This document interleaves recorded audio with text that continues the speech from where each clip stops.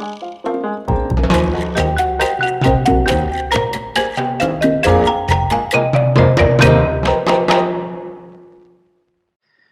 everyone, Yang Yanjiao back again.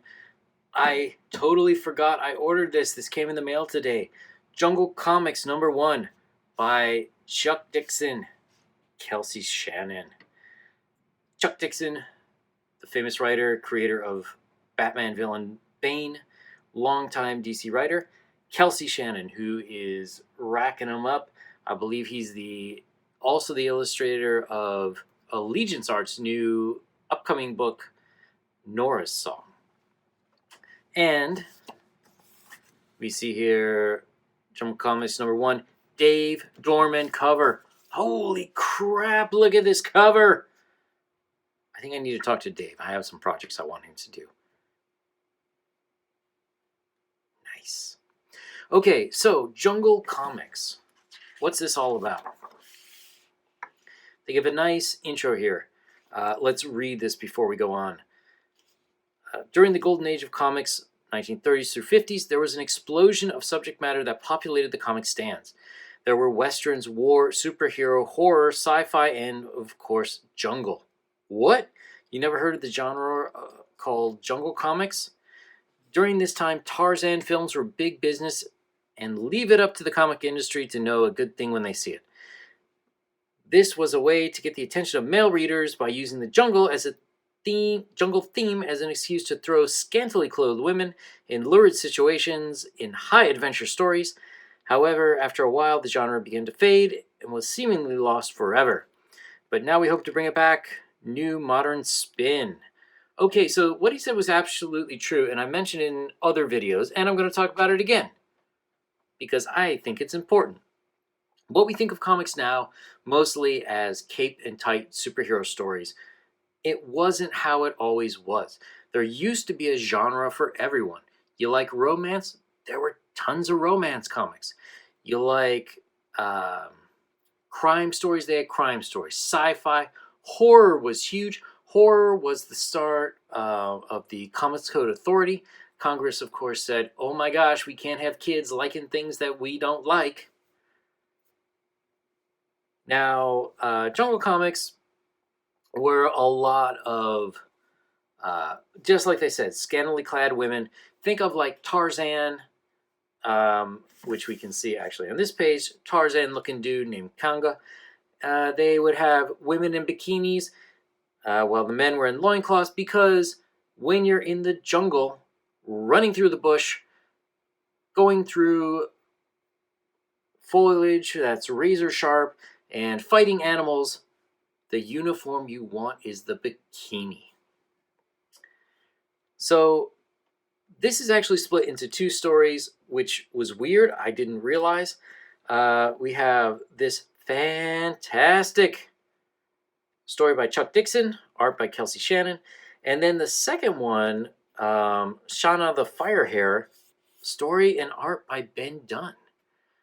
Ben Dun, who has a footnote in the infamous Jawbreakers, what would you call it? Contract breaking? But we will forgive that. Ben Dun made a fan-friggin-tastic series in the 90s. I think it was early 90s, maybe it was very late 80s. Ninja High School. I remember reading it 25, 30 years ago. It was amazing. It was, in some ways, America's first taste of manga. Now, Japanese cartoons have been on TV, but we didn't really have access to the comic book mangas outside of markets where you had a high number of Asian people, and those were all imported. He took the manga style and made American comics with that style. I believe he was the first. All right, but let's get to the story.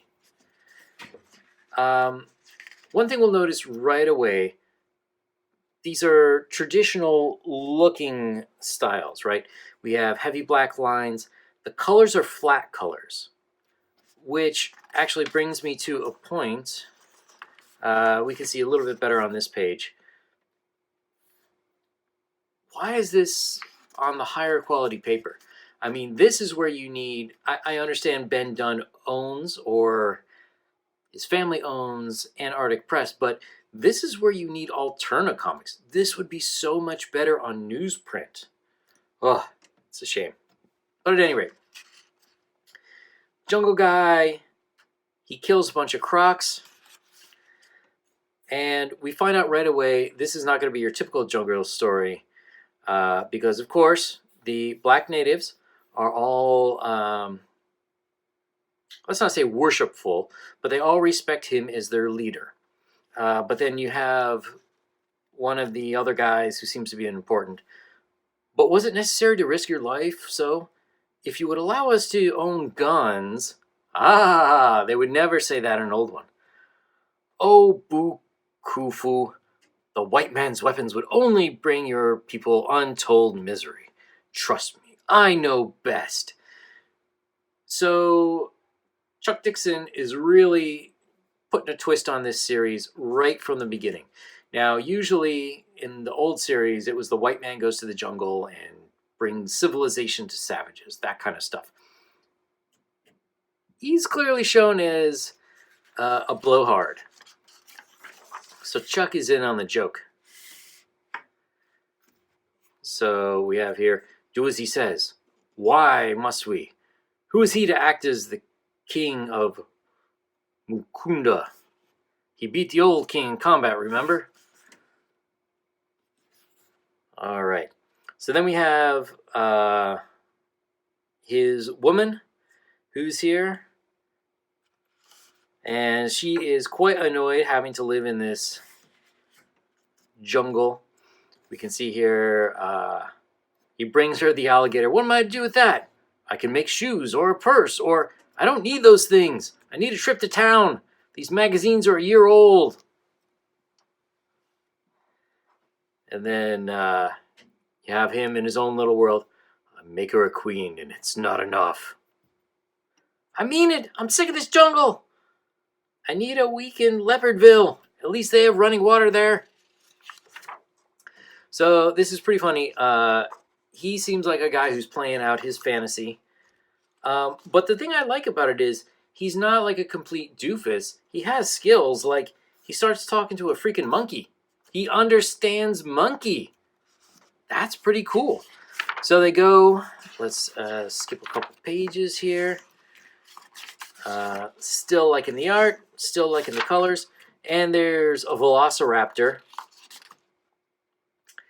And of course, the part I love. So he kills the one, and then you see on the other side of this bridge that they didn't know was there, a ton of other ones come out. And so they're yelling at him to run. And they're like, they can't reach that side. Jump! Kanga! Jump! And he doesn't make it. So I love that it's the hubris and arrogance of the white man that sort of does him in, even as he's trying to kill these things. He does not make it. Okay, so then we get on to this Shayna the Firehair. Right off the bat, I do not like this art. And it's weird because I remember loving Ninja High School, but the aesthetic is quite different. Let's look at the way she's drawn.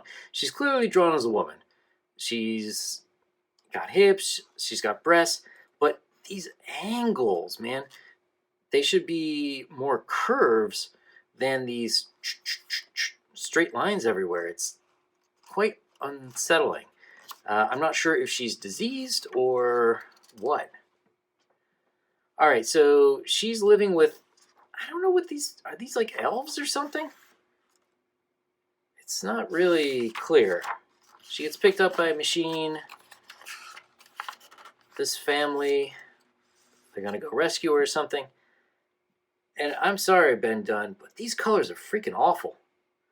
I don't know, these are like, he got the Barol Prismacolor starter set and just went to town with their markers.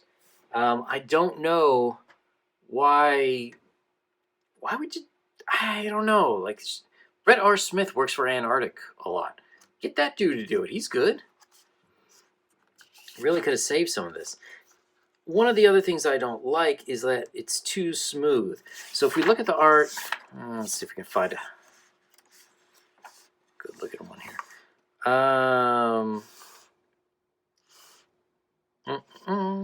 So we can see on her there's two different colors for the skin right there. There's a lighter tan and a darker tan. And they're just two colors next to each other to make that value. Here, they're just like blended from one to the other, and it just does not look good. This looks like a coloring book. Like maybe you would give a 7 or an 8-year-old a coloring book, and I mean, I guess it's better than a 7 or an 8-year-old, but it just, I don't know, it's weak. And then at the end, there's some skunk headed military police something. And here, again, it's just, I don't know, smooth. Can't they be smooth? I don't know. She's got gigundous breasts, which are fine. The hips look a little weird. Sort of a professional thing. Like, is that leg out of joint? I don't know. So, Jungle Comics #1. I was always a big fan of this genre, not so much for the racism, but I liked the high adventure. You know, I liked King Solomon's Mind. I like Indiana Jones. I like the Khazar books by Marvel in the Savage Land. So this is very cool. Turok, Son of Stone. I hope they can bring this back. I would really love to see what they could do more with it. I'm really PO'd. I missed Chuck Dixon's other series, Ravage, Kill All Men, where 2 World War II pilots end up on this island in the Pacific, an island all of women who are sort of jungly women. And missed it. Definitely going to get the next one. If there is a next one, I highly... I do recommend Jungle Comics. The Chuck Dixon, Kelsey Shanon story was fantastic. The Ben Dun story, ooh, ouch. It kind of makes me wonder, whose Indiegogo was this? Were Chuck and Kelsey working for Ben? Or did they sort of feel they need to fill some pages and they're like, hey, Ben, you guys are going to be printing this. You want to throw in a small story? I don't know, it's weird. So at any rate, I would buy it. It's still available on Indiegogo as of the week, hopefully the week of Thanksgiving 2019 when I get around to posting this. The Ben Dun story, you could take or leave it. Fan-freaking-tastic cover. Doorman. Name to remember. All right. Thanks for sticking around. If you want to see more comic reviews, give me a thumbs up.